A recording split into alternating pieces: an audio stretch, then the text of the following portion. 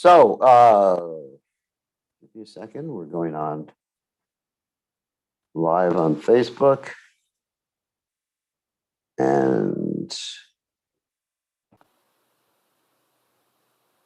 interesting. What is this? Meeting information. Okay, that's no problem.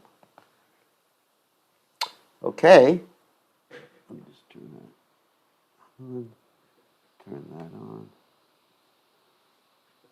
Okay, everybody. So it's nice to see everybody tonight.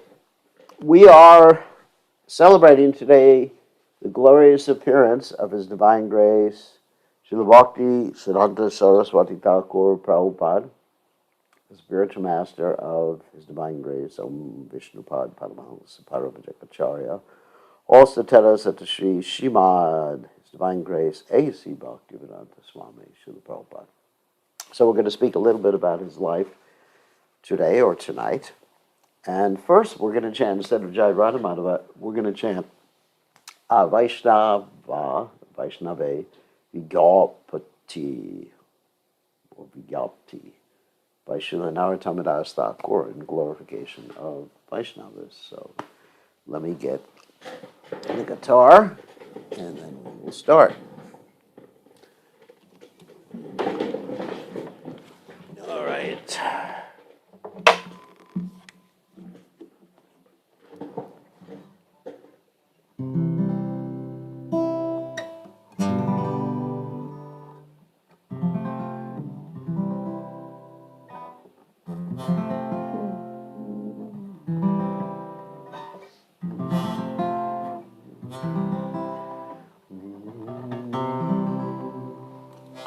Okay. Do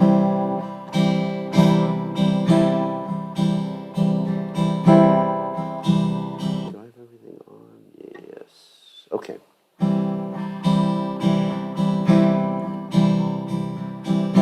He Baro Karuna Koro Vaishnavado Sai.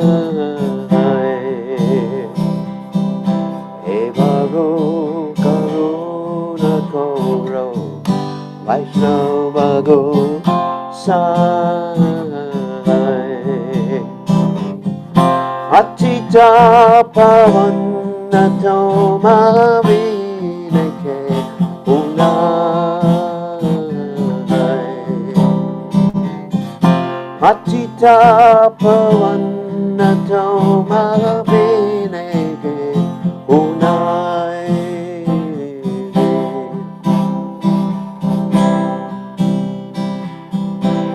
Charani Kategere Apodure Yai. Shakaranika Degere Apodure Yai. Emona Doyala Bravo Kivako Depart.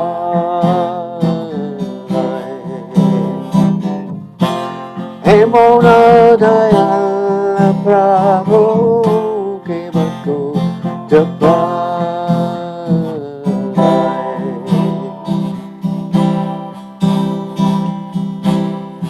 Gangarapura Shaure Aschate Pahan. Gangarapura Shaure Aschate Papan. Dashune Pavitra Koro Itoma Raka.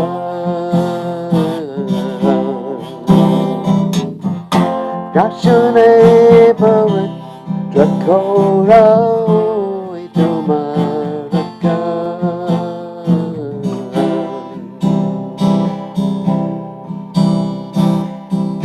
Adistane aparade tare hare namo.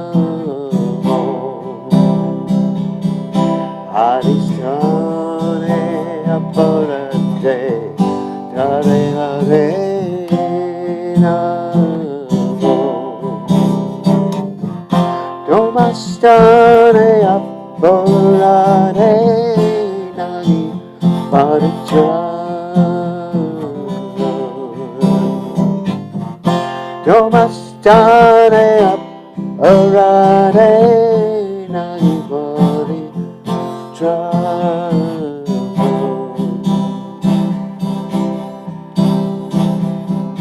Tomara Roy Sada Govinda Vishram Tomara Joy Sada Govinda Vishram Govinda Govinda Mora Vaishnava Mora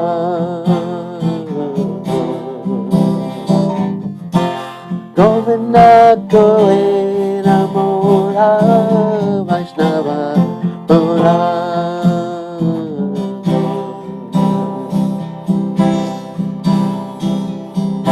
Rati Janme Koriasa Charanera Duli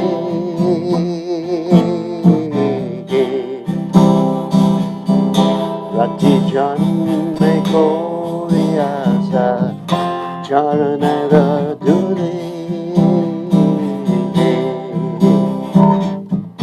Naratame Korodoya Nara Uli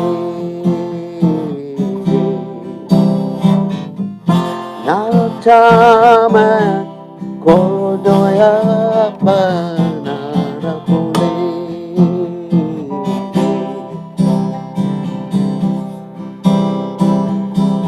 Evoro Karuna Goro Vaishnava Gosai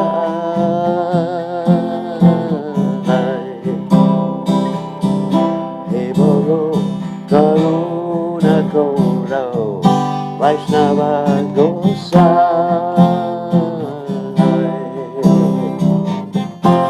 Bhakti Panatoma Vinekri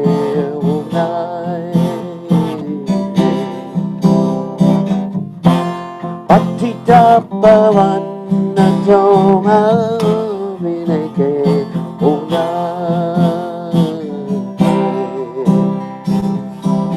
Hare Krishna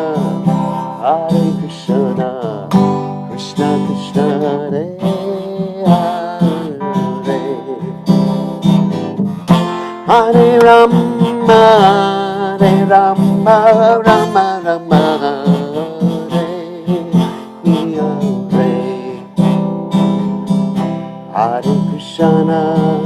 Hare Krishna Krishna Krishna Hare Hare Hare Rama Rama Rama Hare Hare Hare Krishna Krishna Krishna Hare Hare Rama Rama Rama Hare Hare Krishna Krishna Krishna Hare Hare Hare Rama Rama Rama Hare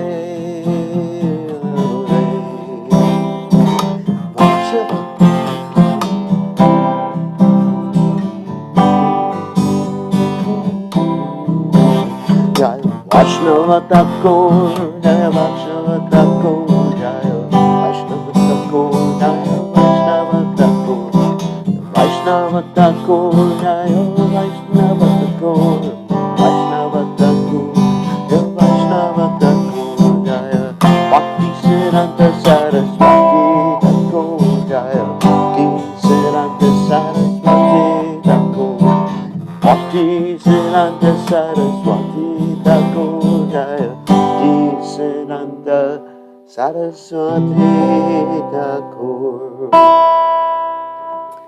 Jai Om Vishnupad Paramahansa Paravatakacharya, also Teta Satashi Shimad.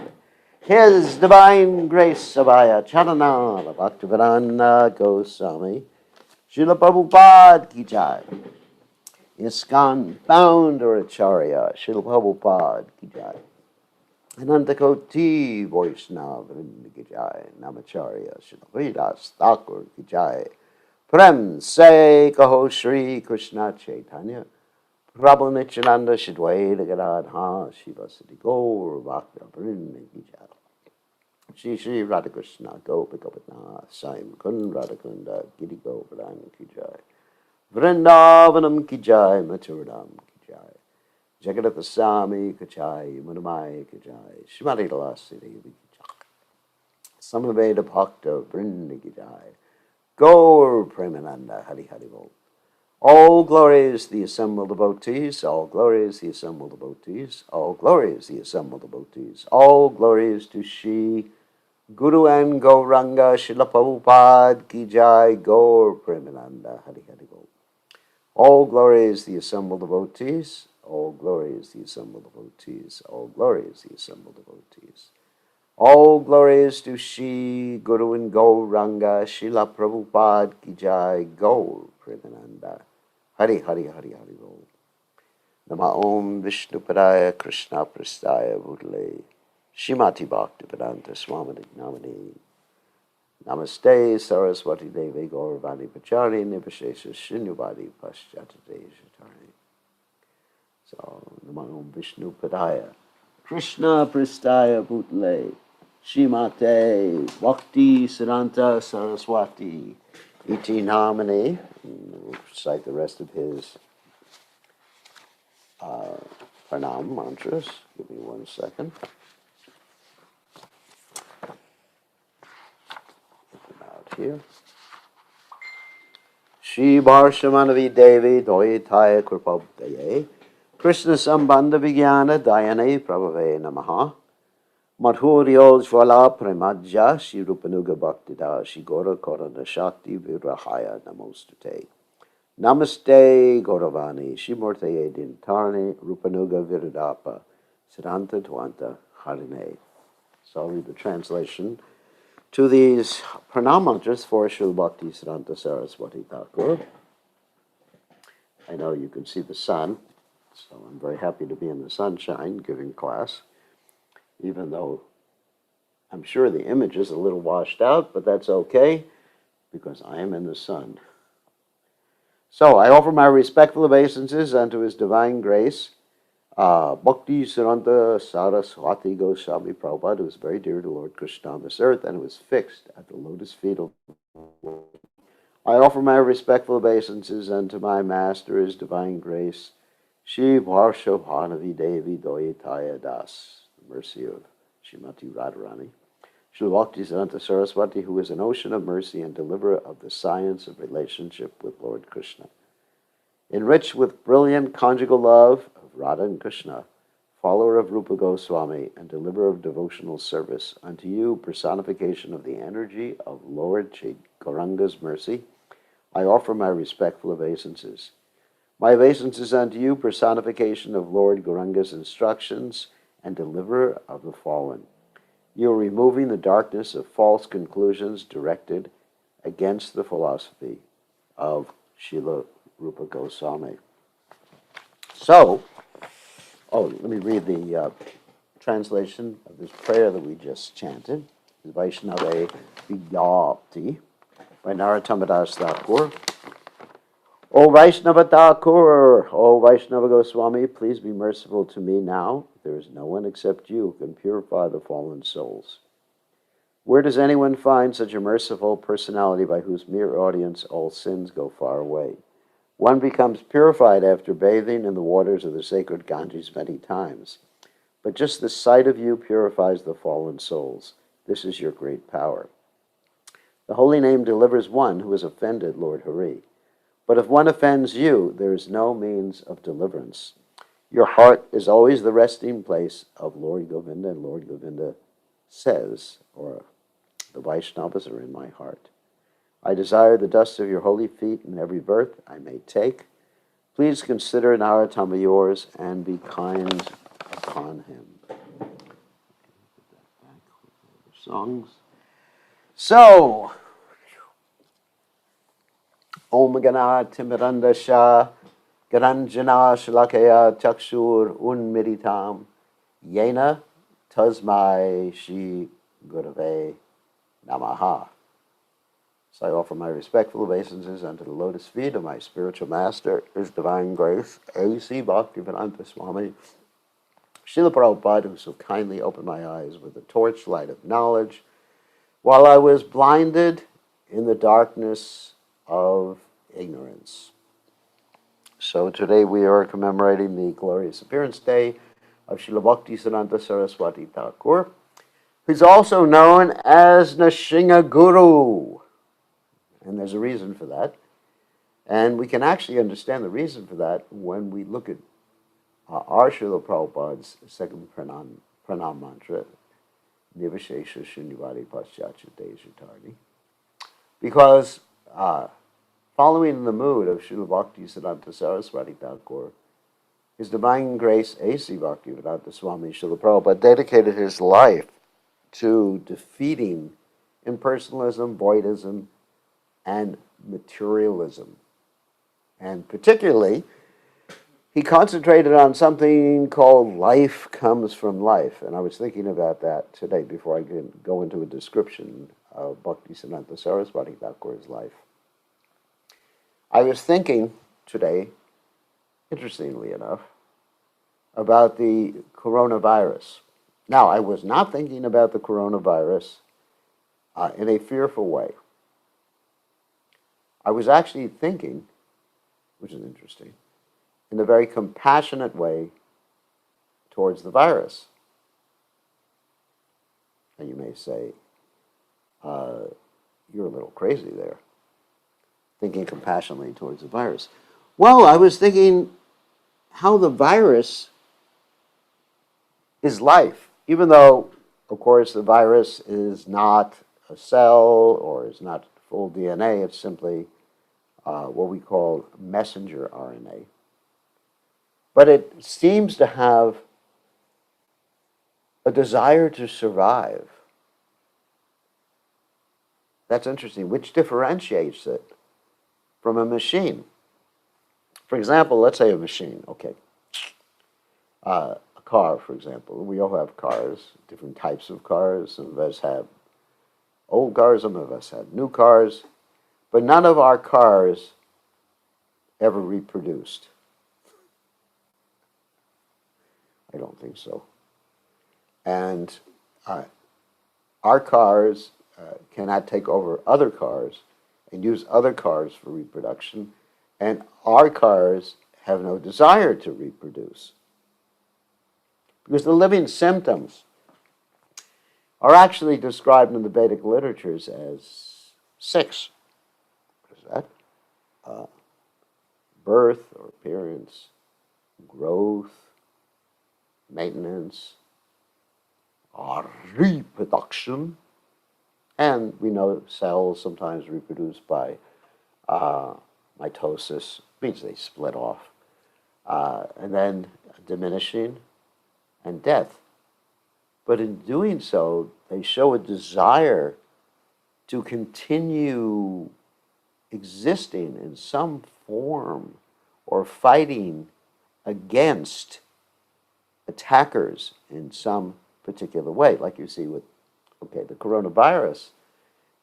It fights against the attackers. Of course, the attackers happen to be the vaccine, which many of us have been fortunate to take, and fights against these attackers by mutating, changing a little bit so it's a little less vulnerable to the vaccine. It's quite interesting, because if it was just a machine, there would be no desire to continue to live. I mean, my car, whatever car I have, doesn't have a desire to continue to live. I mean, we have to be the ones to put the new parts in, just like today or yesterday I was informed that one of our vans needs a starter. Oops. And also I was informed that my mobile phone needs to be shut down or turned off. Hold on a second. So it's not that the, hold on a second. There we go. It's not that the van that needed a starter actually developed its own starter or went to another van and took out its starter. So there's no sign of life in a van. There's no sign of life in a computer. But there is life even in that little strand of RNA that, the spike protein that makes the spike protein so that it can enter into your cells. Somehow or other, there's life there. And so Srila Prabhupada, getting back to the point, Srila Prabhupada actually dedicated himself to a large extent to attacking atheism, voidism, impersonalism. And Srila Prabhupada had that same Nrsimhadev mood that his spiritual master, His Divine Grace A.C., His Divine Grace, Srila Bhaktisiddhanta Saraswati Thakur had. Let me turn off this other app on my computer so I won't get disturbed. Hold on a second. Anyway, it's not so important. So Srila Prabhupada showed that intense desire, and that intense desire came from his spiritual master, Srila Bhaktisiddhanta Saraswati Thakur, who is known as Nrsimha Guru. In fact, he got that name, Nrsimha Guru, for a particular reason. That is, whenever he would come across an impersonalist or atheist or whatever, he would literally, sometimes even physically, I wouldn't say attack him, but I'd say accost him. He would, for example, grab someone by the neck, not the collar, sorry, the clothes collar, and he would say to them, holding them up a little bit, I guess not picking him up in the air because he was quite strong, but he would say, why do you think that all is one? Why do you wear this shirt? Why don't you just wear a piece of cotton? Just like a ball of cotton. So there's variety. So in this way, he was very, very strong. And particularly, he was strong, in addition to that, with dealing with what we would call the Apa Sampradayas. What is an Apa Sampradaya? Well, bogus Sampradayas. There are many different groups that had deviated from the Sampradayas. We mentioned the other day about the Nityananda Vamsas and the old, and the bold, and the Saki Bekis. I'm not going to go through the whole list. The people who would dress up, the men who would dress up as women, thinking that they were understanding the conjugal love of Radha and Krishna. And so you had all these Apa Sampradayas, and Srila Bhaktivinoda Thakur, the father of Srila Bhaktisiddhanta Saraswati Thakur, was seeing this, and he was feeling powerless in one sense, although he did publish quite a bit of literature. I mean, amazing, not quite a bit, but an amazing amount of literature dealing with these subject matters and other important subject matters.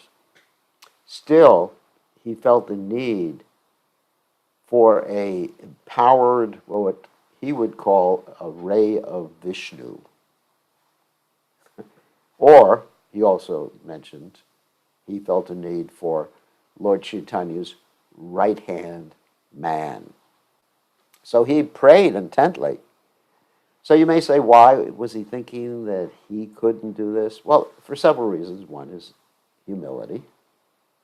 And secondly, he was a householder, and he was sort of limited insofar, let's say, as his travels and other things that he can do, whereas a sannyasi is free to go anywhere.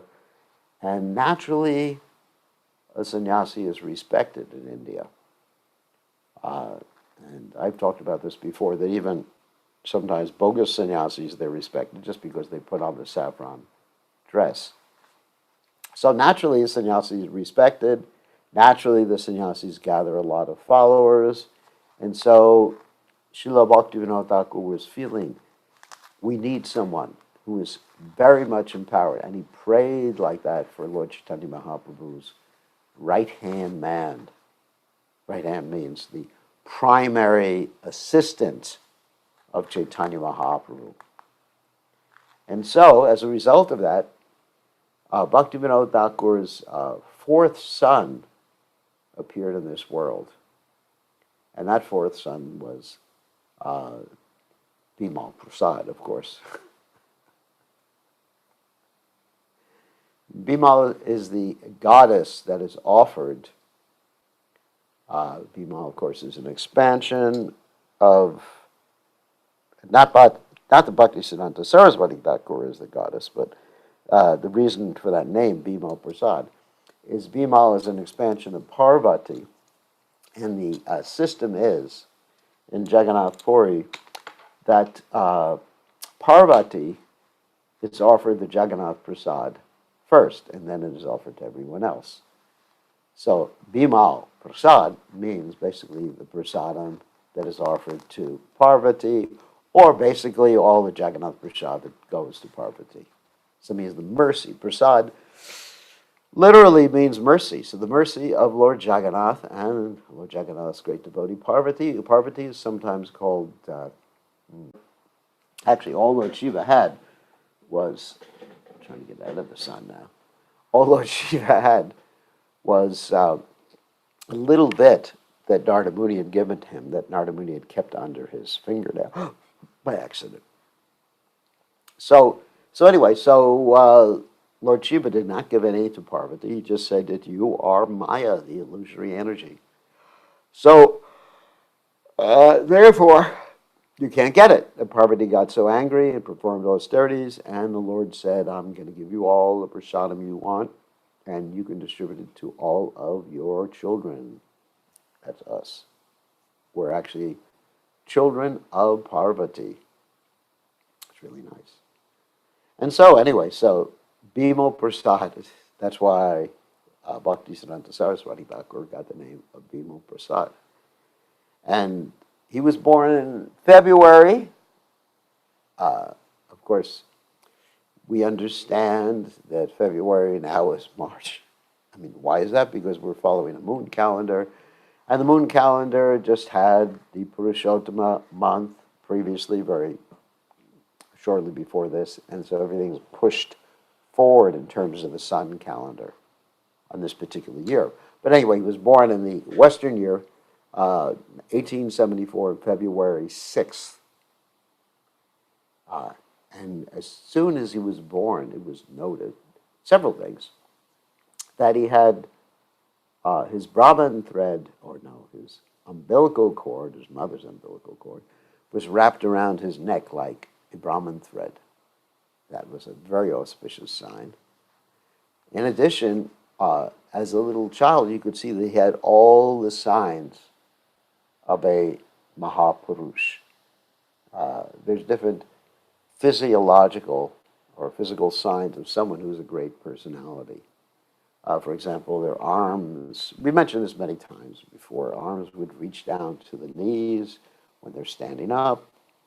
Hands, of course, reach down to the knees when they're standing up. The eyes look like lotus petals. Their bodies have a certain proportion. Each part of the body is in relationship to other parts of the body in a certain proportion. The voice is a certain deepness. The ears are situated in a certain way. There's a whole study of people's physical features called physiognomy. And even in the Western world, people do that, and they can actually look at someone's face and see what their personality is like. So he had all the auspicious symptoms.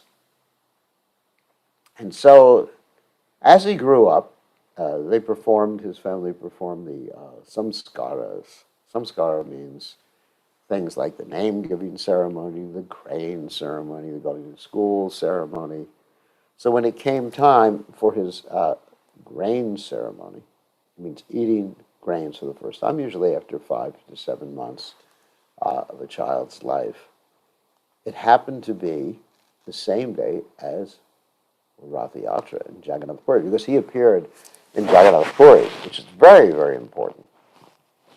Actually, our Srila Prabhupada, throughout his early years, was always dreaming of going to Jagannath Puri, looking at the train schedules, just planning everything out. And upon his graduation,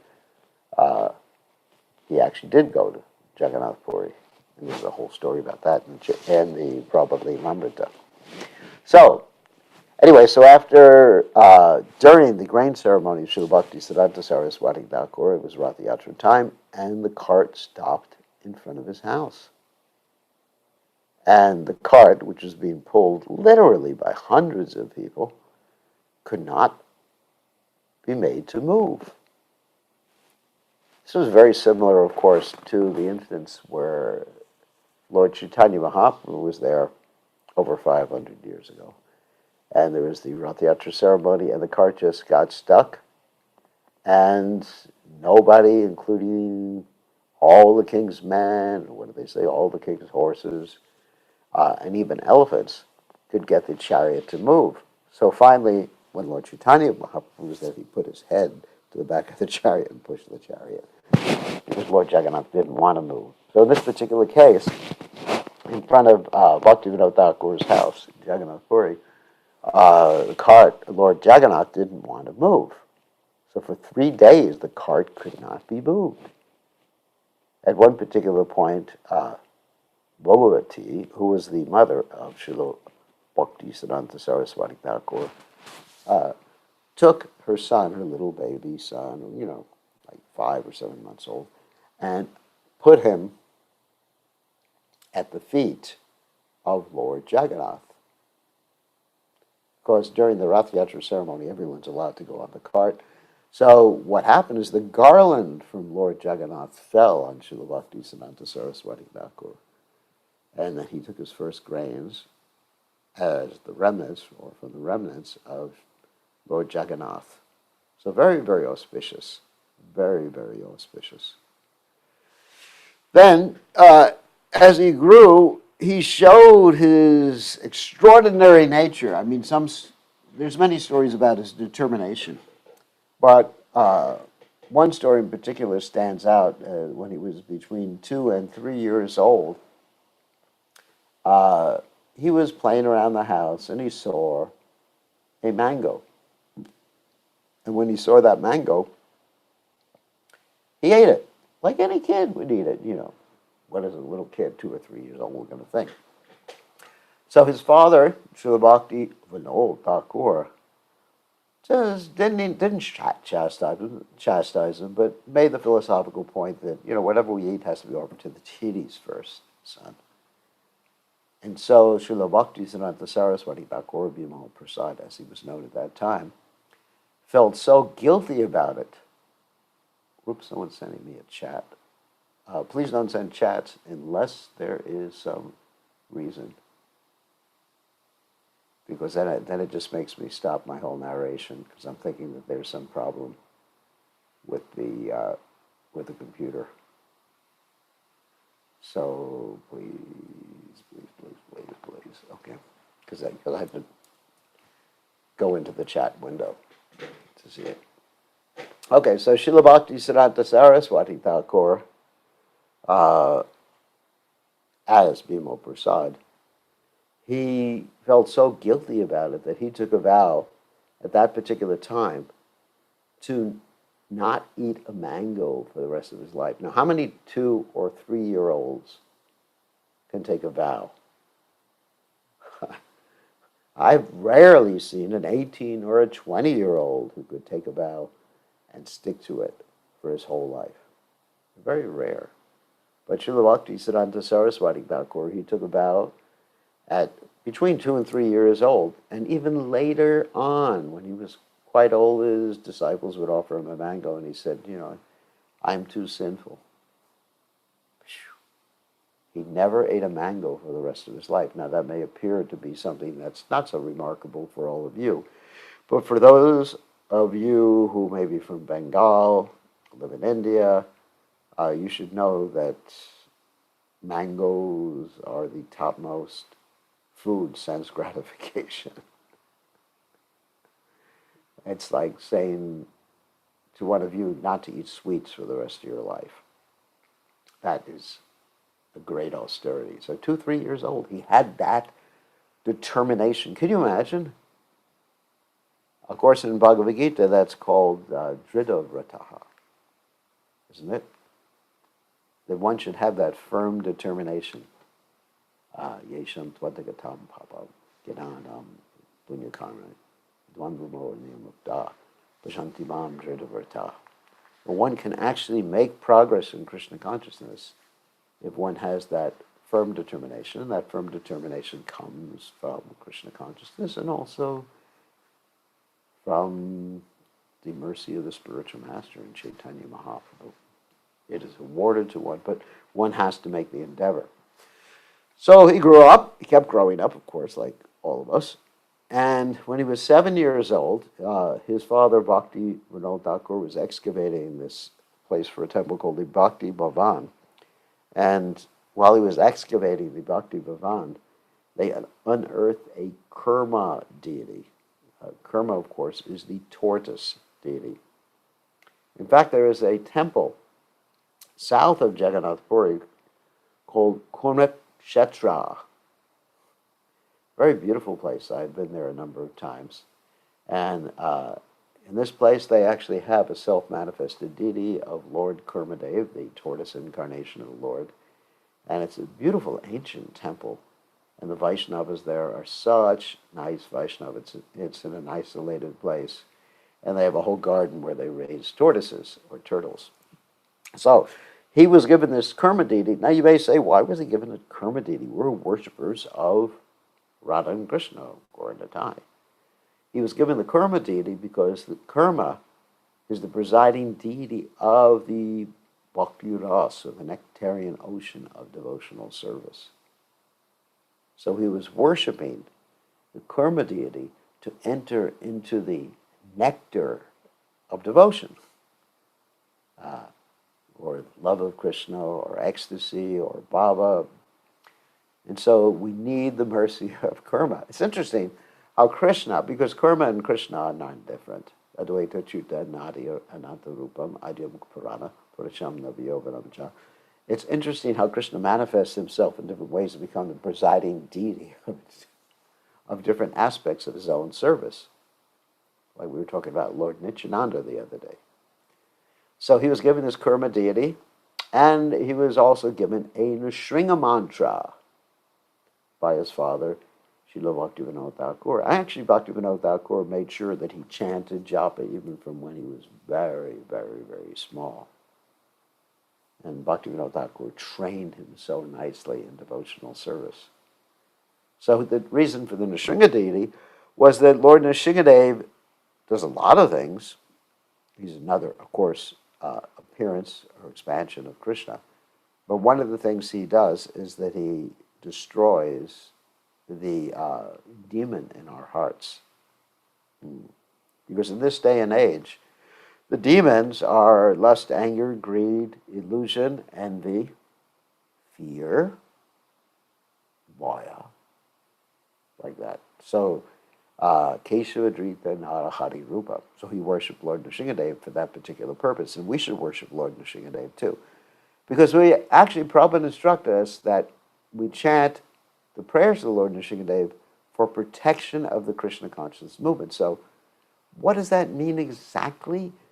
Because the way that the movement is protected is to purify our hearts so that we cooperate with each other. Prabhupada said nothing will stop the progress of the Krishna consciousness movement except for the fighting or non-cooperation between the devotees.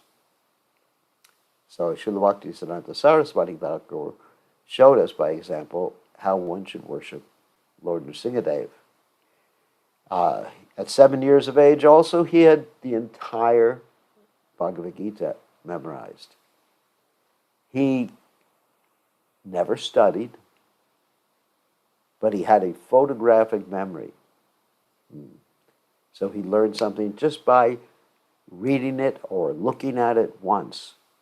In fact, it's sometimes described that he learned how to speak such elevated English by memorizing the whole dictionary. So therefore, you'll find in his descriptions or his writings that sometimes he uses words that I or you may have to use the dictionary to figure out the meaning of. So, very, very educated. In fact, when later on, when he was studying Sanskrit grammar, which usually takes 11 years, there's a description that he was studying the teachings of Panini, which is part of the Sanskrit study of grammar. He learned all that in 3 months, everything in 3 months, all the teachings of grammar in 3 months. And the teacher said, how's that possible? It takes years, 11, 12, 15, 20 years to learn all that. And Srila Bhaktisiddhanta Saraswati Thakur said, I don't have time for that. I have to serve Krishna. So his teachers were amazed because he never studied, but actually he learned things perfectly. One of the subject matters he became very expert in was astrology. In fact, he had a debate, several debates. When he was going to the university, he had a debate with one of the astronomy or astrology professors at the university, a public debate, and defeated him. And another time, he had a debate with a very learned, famous astrologer, and he defeated that astrologer, and that astrologer was so upset at getting publicly humiliated and defeated that right on the stage, because that's when they had where they had their debate, this astrologer, so-called astrologer, lost control of his, bowels. And anyway, he had a call of nature in many different ways. And that's how intelligent Bhaktisiddhanta Saraswati Thakur was. But because he had upset the principal of his college, he got kicked out. And actually, that was his plan. His plan was to get kicked out.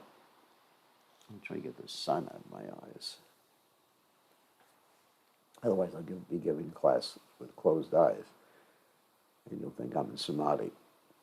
So it was his plan to get kicked out of the university or college because he understood that if he actually graduated from college or university, there would be so much pressure on him to do what? To get married and work. Of course, he was working, but he was working for Krishna, so he decided, I'm not going to get entangled like this. Now, that's very interesting because it also can remind us of the Jada Bharat. Of course, the story of Jada Bharat was much more dramatic than that. Jada Bharat acted like he was simply foolish. Let me close the curtains here because it's in my eyes. Anyway, let me just tell my camera to follow me. Jada Bharat was acting as if he was simply foolish so that nobody would bother him. He even acted as a scarecrow. You know, his brothers put him out in the field to scare the crows away. And finally, he became a palanquin carrier for Maharaj Rahugana. And Maharaj Rahugana discovered who he was because he spoke Krishna consciousness so nicely. That's why the statement is there that one cannot tell the difference between an elevated person and a rascal by the way they look, but by the way they speak. So Srila Bhaktisiddhanta Saraswati Thakur was thinking in a similar way that, this way there won't be any pressure for me to get married. So he decided not to graduate. While he was doing his education, he had acquired a lot of different skills and had a lot of interesting pastimes, even before he rejected his diploma. One was that he developed his own system of shorthand, which was called bkgoswami. And actually, even before he went to the university, he got Harinam initiation from his father and beads from his father. And also while he was in the university, he, before he went to the university, he was about 16 years old, he started this august assembly. I guess when he first started going to the university, he started this august assembly, 1890, right before the university, of all of his friends, where they all decided never to get married, just remain celibate their whole lives. And they all took a vow to do that, but Bhaktisiddhanta Saraswati Thakur was the only one who was able to complete that vow for his whole life. So anyway, 1895, he left the university. 1895, left the university. And then after that,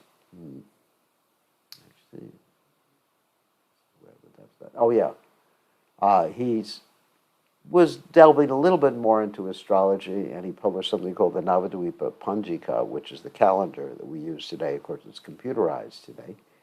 And then he worked for the king of Tripura for about 10 years, from 1895 to 1905. And during that time, he discovered how corrupt politics was, and he decided to leave all that forever. Even during that time in 1897, he started performing Chaturmasha. In 1899, he first met his spiritual master, Srila Gaurkishore Das Babaji Maharaj, who was a disciple of Bhagavat Das Babaji Maharaj,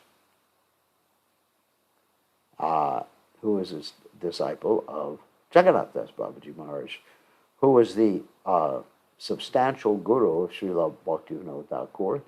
And Gaurkishore Das Babaji Maharaj at that time awarded him a tiger hat and rope beads.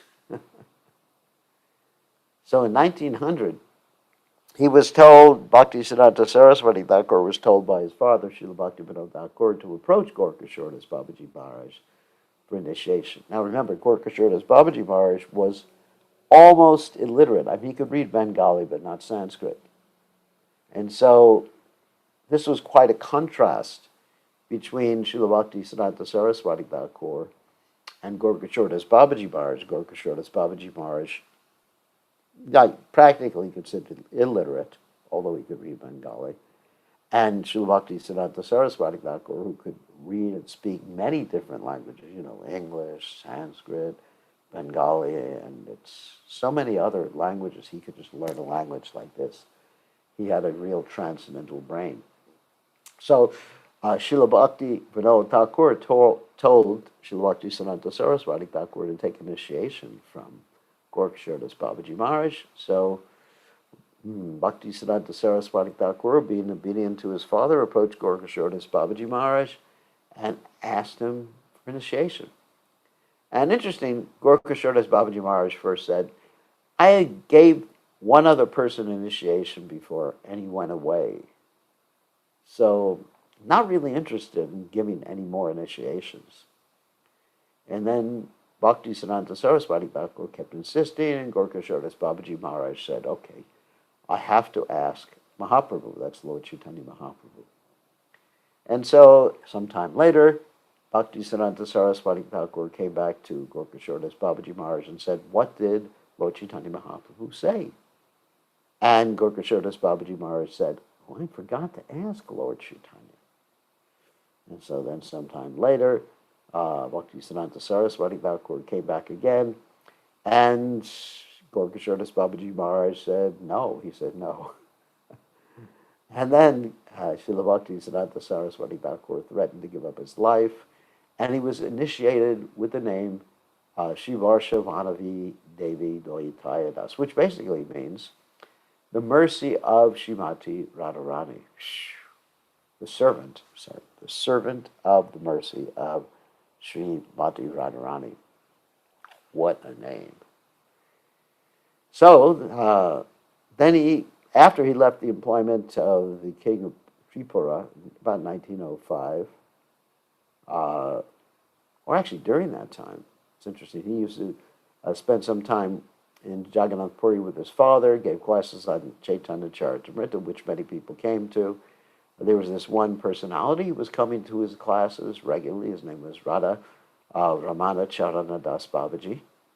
And they became quite close for some time. And this Radharamana Charana Das Babaji, after some time, developed this bogus mantra, Nitai Gaur, Bhaja Nitai Gaur, Radhe Sham, Japa Hari Krishna Hari Ram, which basically says, don't chant the Hare Krishna mantra loudly, do it only as japa, but you can chant loudly Nitai Gaur, Radhe Sham, which is a bona fide, not a bona fide, a bogus mantra.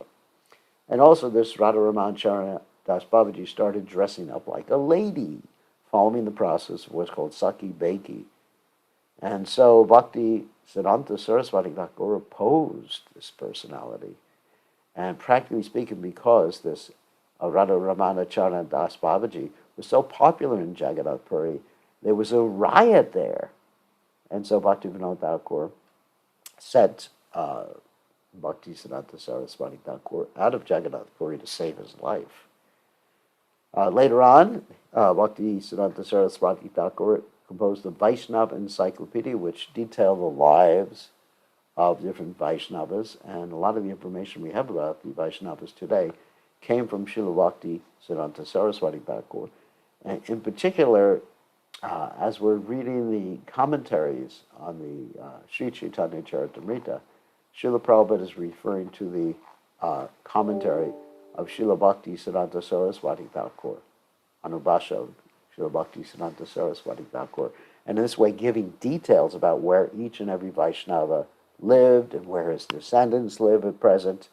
It's quite an exciting part of the Chaitanya Charitamrita.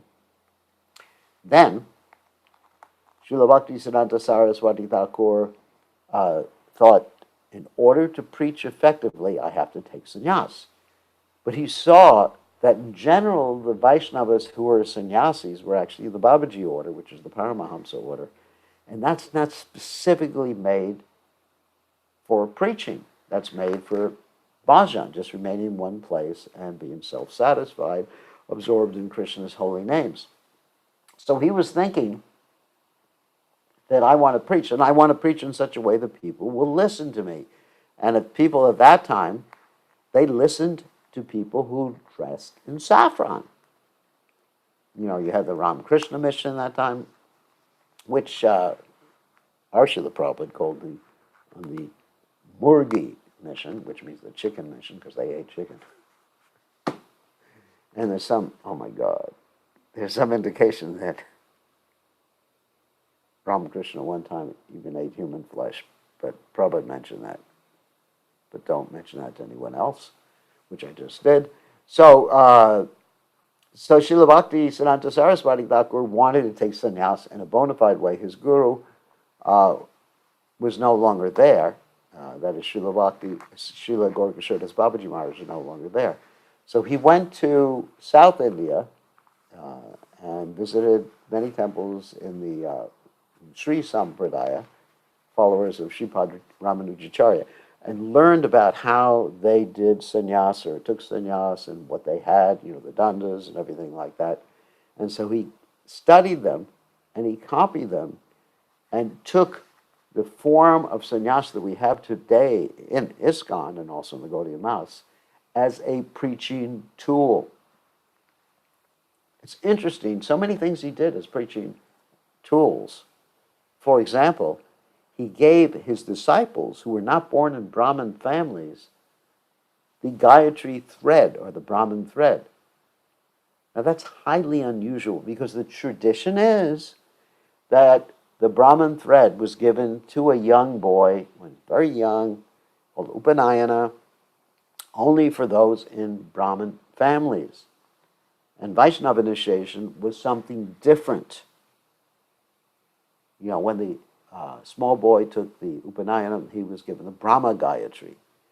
And the Vaishnava initiation was with Vaishnava mantras, which were different than the Brahma Gayatri. And the Vaishnavas didn't necessarily get the Brahma Gayatri unless they were born in Brahmin families and got it earlier. But he started giving the Brahma Gayatri to all his male disciples. And this basically caused an uproar and gave the thread.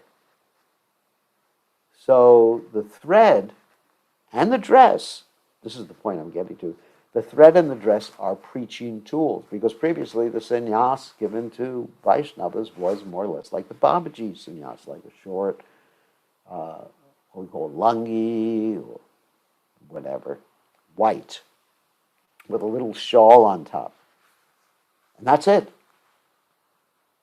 But Srila Bhaktisiddhanta Saraswati Thakur, he dressed in whatever way was practical for bringing people to Krishna consciousness. Sometimes he would wear this like coat, Western coat. Sometimes he would drive, or he wouldn't drive himself, but he would have others drive him in a Rolls Royce. In fact, one time he went in a Rolls Royce to Radha Kund and shocked, sorry for the expression, the bejesus out of the Babajis. Oh my God. So he was very much into using modern things in Krishna service. It was useful for preaching. I mean, one thing is he was the first one to put a toilet in Radhakund. Now you may say, what's the use of toilets in preaching? Well, he wanted to show the residents that they should accept modern sanitary means. So he wasn't against technology. In fact, he was the first of the sadhus, the Gaudias, to use the radio. And people criticized him for that. So he was doing so many things at that time that were really unusual, controversial, in fact. Sending his disciples across the ocean, dressing in a certain sannyas dress, which became the standard for Gaudiya sannyasis after Srila Bhaktisiddhanta Saraswati Thakur. So you have to see a lot of the things we do are preaching tools. The Brahman thread, it's a preaching tool. Obviously it's a sacred thread given to us by the spiritual master, but it's preaching. It's meant for preaching. The main thing is chanting the mantra. The main thing is bhakti. Bhaktimam abhijanati yavanyas chasmi tatvataha. That's the main thing. That we have to understand. Very, very important. So practically, so many things he did. For example, he made arrangements so that when the Britishers were visiting the Navadvip area, they could have meat. When the people were constructing the temples, some of the temples, like in Brajapatana, which is in Mayapur, it's where the Chaitanya Math is today, he rolled cigarettes for the workers so that they would do more work, so they wouldn't take any time off to roll their own. It's amazing. Basically, he demonstrated utility as the principle. And when he was questioned by others as to why he was just like being so loose and doing these things, he said, I have waited many, many lifetimes, or maybe millions of lifetimes, to do this. And he was willing to go to hell to serve Lord Chaitanya Mahaprabhu. This is the sign of a great devotee. And of course, that's the sign of the gopis, who are willing to give the dust of their feet to cure Krishna's headache. Anyway, let's go on a little bit. I know I'm probably over time right now.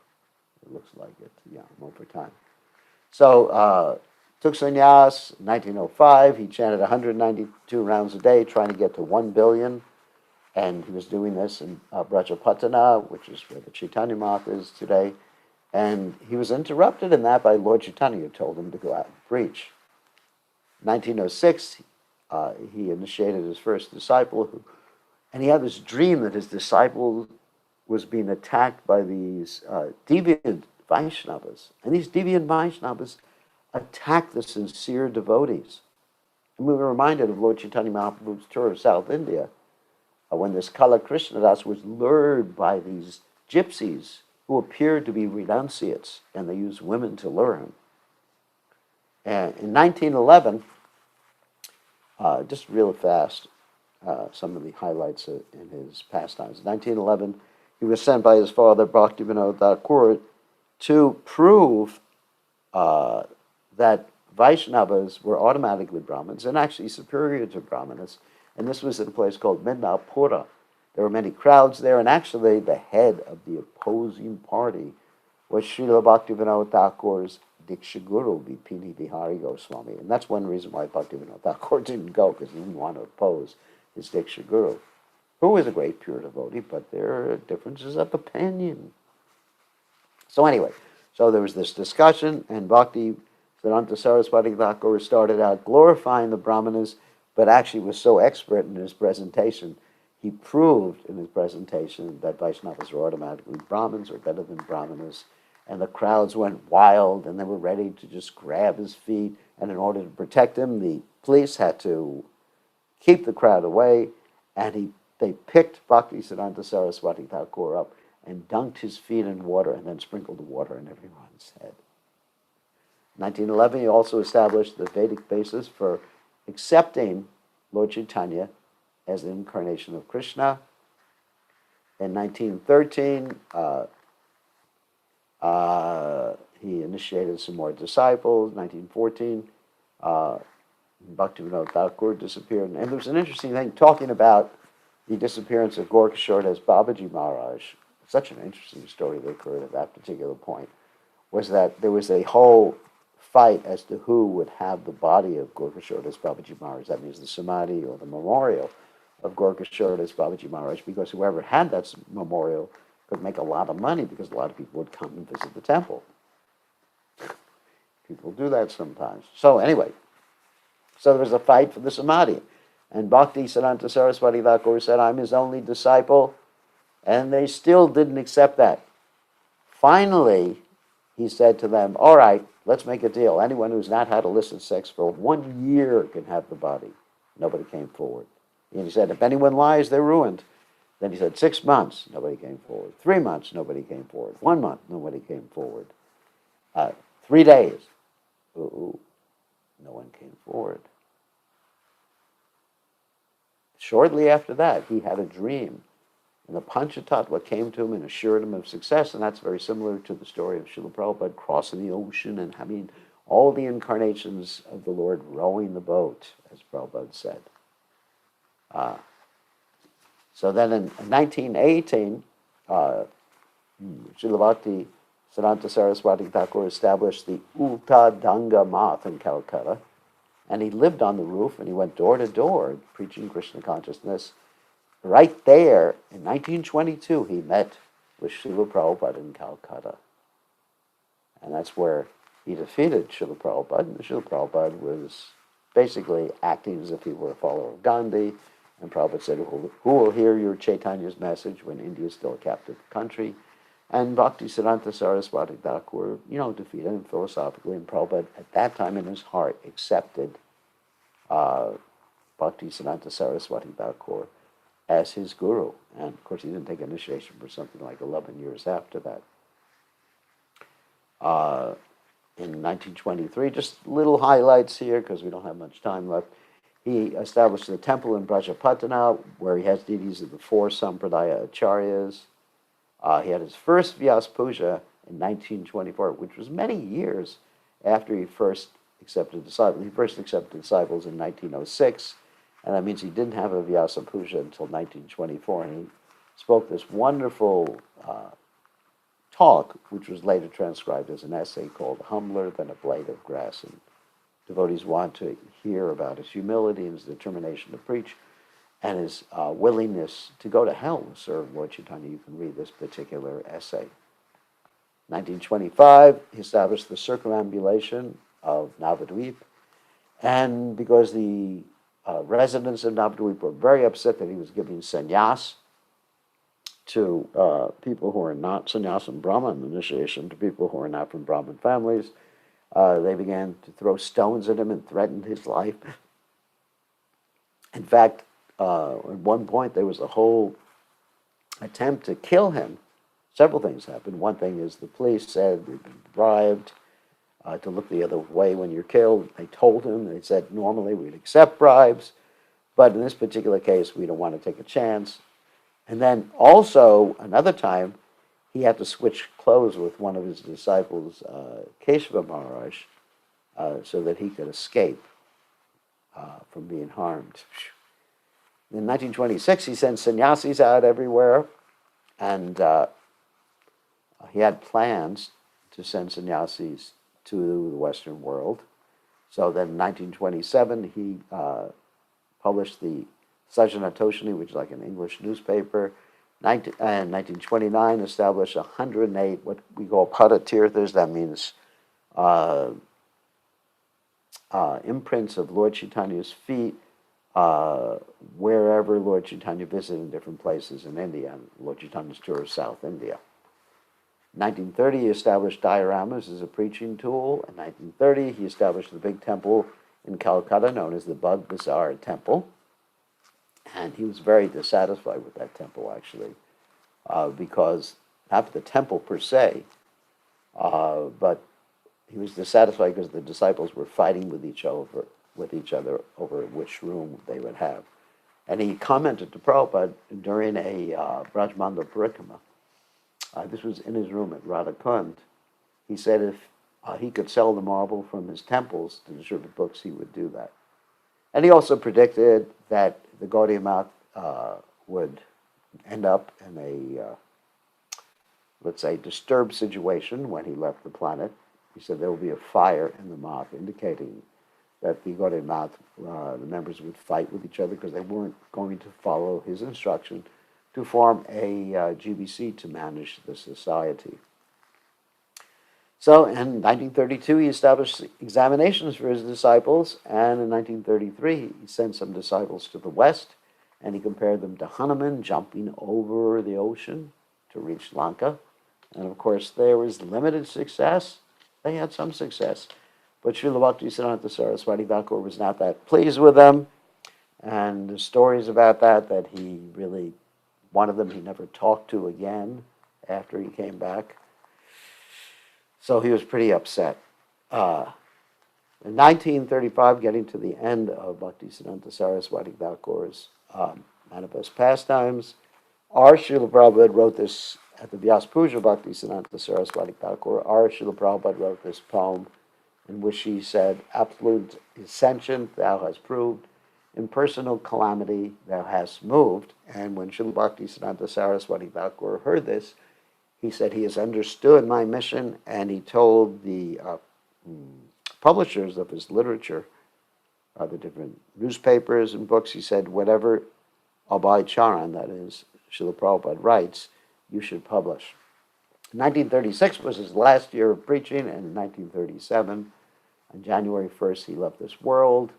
He had established 64 temples, printing presses, and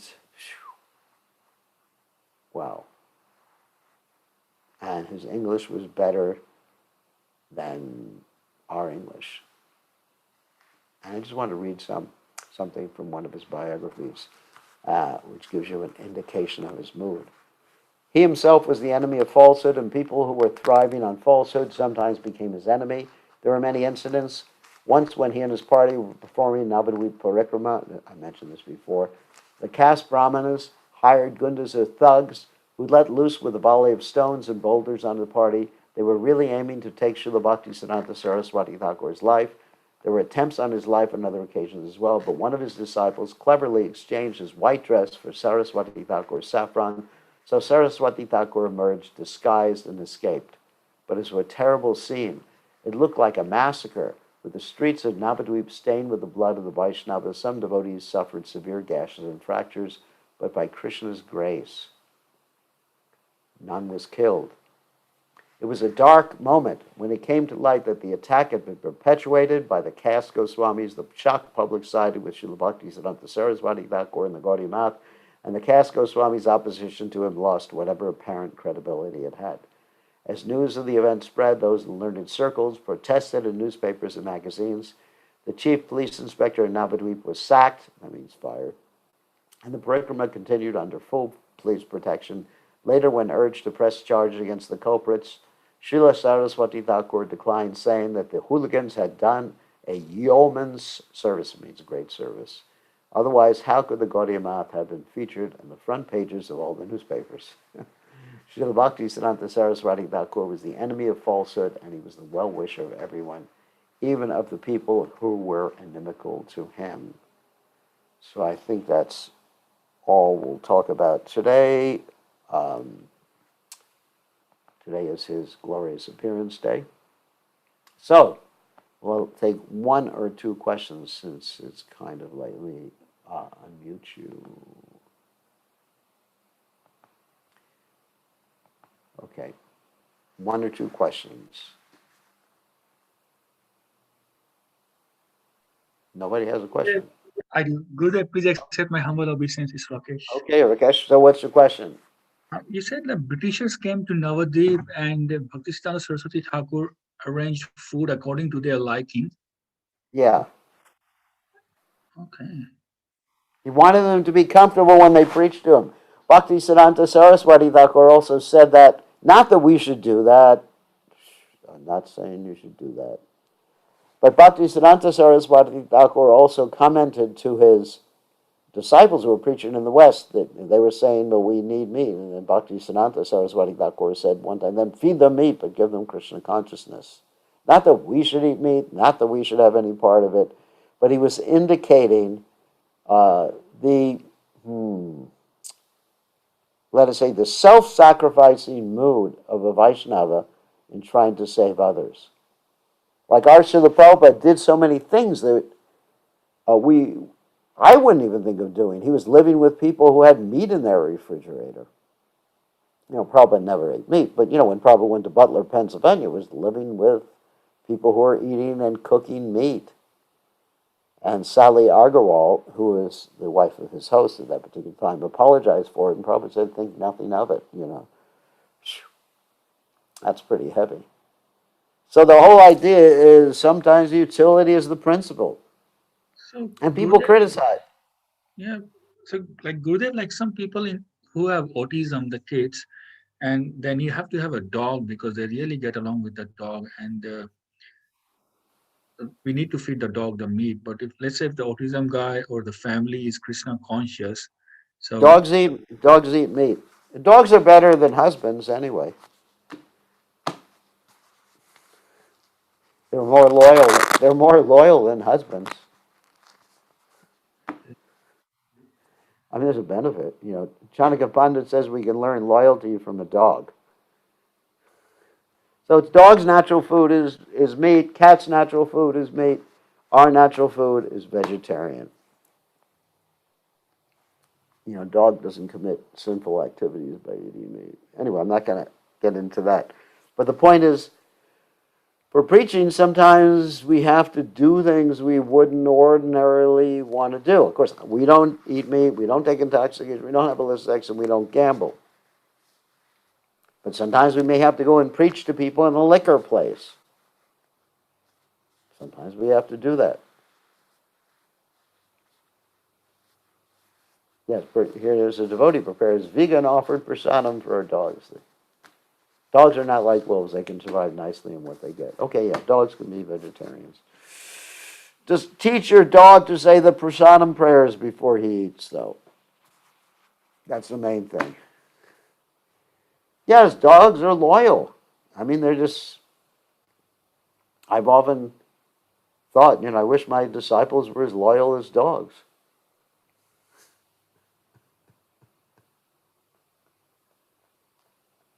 Anyway, that's a joke.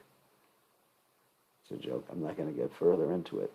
So, but Bhaktisiddhanta Saraswati Thakur was showing his willingness to go to hell to preach, to bring others to Krishna consciousness. Just like Vasudeva Dutt, he was willing to suffer eternally in this world for the benefit of others so that they could go back to God. This is his mood. That was his mood. That's all. What is his mood? So Prabhupada was willing to come to the West and hang out with all of us. I mean, that's his compassion.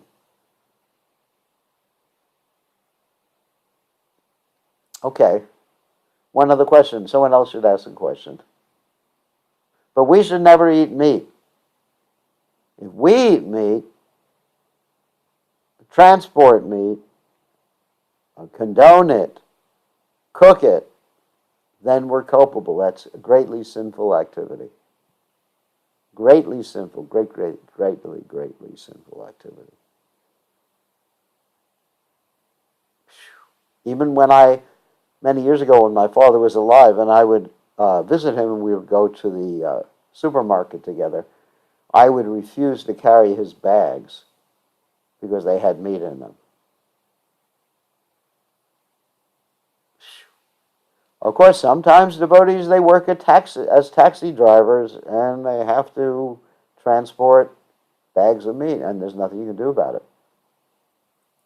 There's nothing you can do about that. Sometimes things happen in this world, but we should never eat meat. Okay, one other question from someone else. This is your last opportunity to ask a question.